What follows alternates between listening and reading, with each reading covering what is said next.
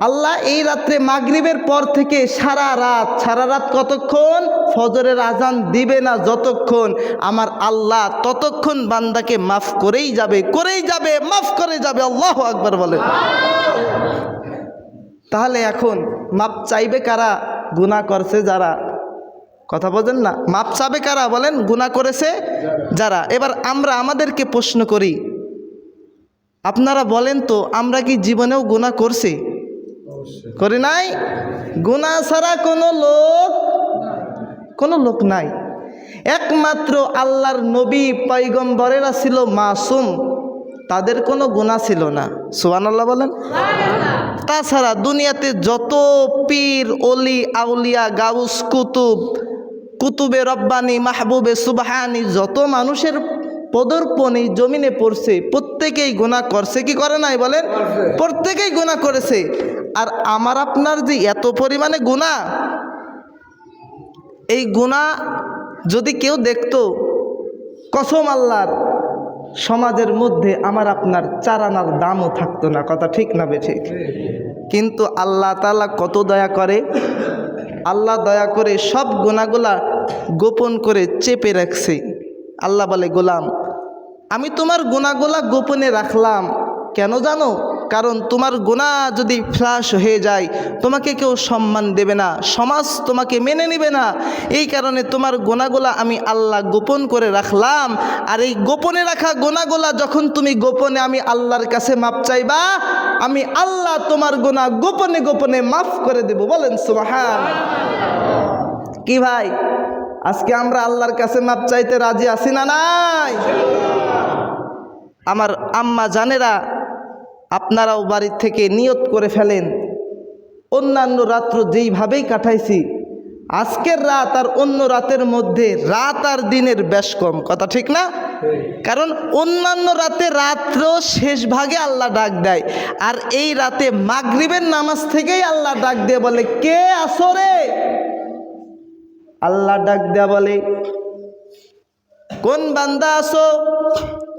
জীবনটা ভর গুনাহ করছো, অন্যায় করছো, গুনাহ করে অন্যায় করে কাটাইলা, তোমার গুনার কথা কেউ জানতে পারে না। কোন বান্দা সরে আয়, আমি আল্লাহর কাছে মাপ চাবি, আমি আল্লাহ তোর জীবনের গুনাহ খাতা মাফ করে দিব। আল্লাহ আল্লাহ কি যে মধুর নাম। কথা ঠিক না বে ঠিক? আল্লাহ নামের মধ্যে মধু আছে না নাই? আল্লাহ নামের মধ্যে মায়া আছে না নাই? জোরে বলেন, আছে না নাই? এই আল্লাহর নাম ধরে যখন কোনো বান্দা ডাক দিবে, আমার আল্লাহর ঘোষণা, কোন বান্দা গো রিজিক নিয়া টেনশনে আসো, কোন বান্দার গো চাকরি নাই, কোন বান্দার গো কাজের মধ্যে বরকত নাই, কোন বান্দা কোন টেনশন নিয়ে আসো, ও বান্দা তোমার টেনশনের কথা কেউ জানে না।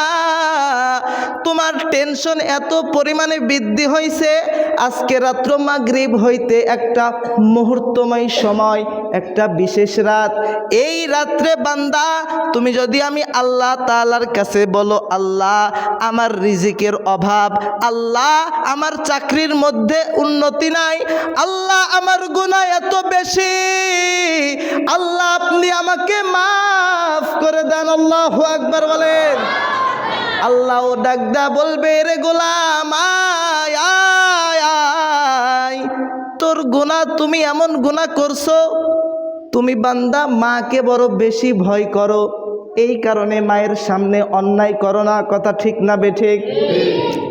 তুমি বাবাকে এত বেশি ভয় করো, এই কারণে বাবার সামনে বান্দা তুমি অন্যায় করো না।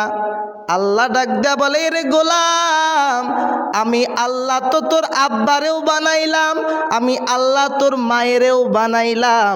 আমার সৃষ্টি দেখে যদি এত ভয় করতে পারো, তাইলে তোমার আব্বারে যে আমি আল্লাহ বানাইলাম, তোমার মায়েরে যে আমি আল্লাহ বানাইলাম, এই আল্লাহর কাছে একটা বার যদি কান্নাকাটি করো, একটাবার যদি বলো আল্লাহ বুঝি নাই আমার জীবনের গুনাহ মাফ করে দাও, আল্লাহ বলে গোলাম তোর বলতে দেরি, আমি আল্লাহ মাফ করতে দেরি করি না।